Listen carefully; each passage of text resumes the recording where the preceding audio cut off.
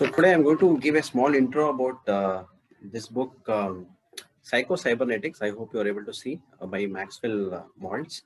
So I think Vijay was sharing this book to all the coaches in our last meeting. So I knew psycho killers and knew psycho thrillers, but I was thinking, what is the psycho cybernetics, right? So I when I was seeing the word, like, what does the cybernetics means? Like, it seems in the Greek word, like it's like a helmsman, like who is steering his ship to the port, right? So if you in science, they it seems like whatever machines or people they want, what they are trying to communicate, like what information they are trying to communicate.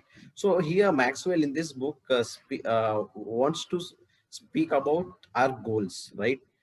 What it takes to achieve our goals. That is, and the end outcome. Of course, the peace of mind is that one of the main outcome at the end.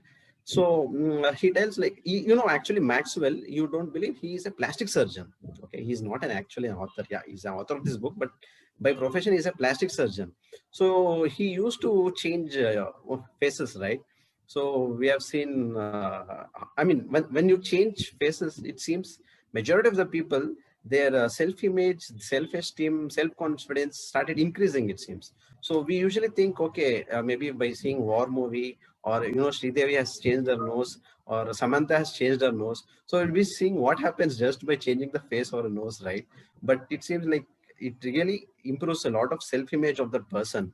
So if he had studied so much about this, being a plastic surgeon, how people are changing their personalities, when he thought of writing this book, he was actually hesitant, it seems, because he thought it might be unorthodox, or it can be, people may call it cult. But then he realized, you see, Einstein, he was not a mathematician, he was a physician. But sorry, he was not a physician, but he was a mathematician. But his contributions in mathematics made so many pet theories in physics upside down, right? If you also see Wright brothers, they are not aeronautical engineers, right? They are bicycle mechanics.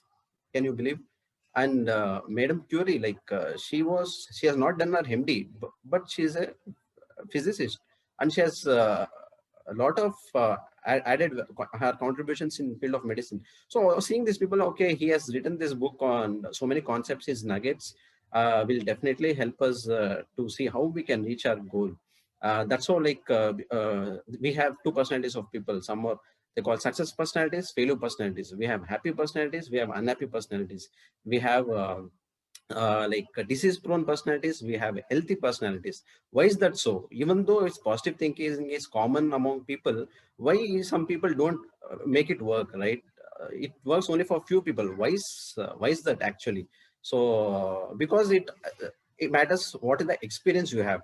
If you have a lot of good experience in the past, where you have a lot of success stories to share, you will definitely be very positive and very successful in your future ventures or anything. But if you have so many failures in the past, those failures are haunting you, the information you see is like passive, but the experience was very much active in your mind, right? That's how your self-image is formed. Okay. So if you still have failures, or if you don't have the proper success things in your past, and if they are haunting you and stopping you to move ahead, wait for my next talk. I will definitely cover it. Thank you, Kiran. Amazing, amazing. Speakers are going to the next level. Huh? Information is in past, but no, information is passive, but your mind is having things active. What an amazing line. I'll again take the recording and just note it down. Superb line, Karthik. Thank you so much for amazingly covering this topic. I'll be waiting for the next talk. Great.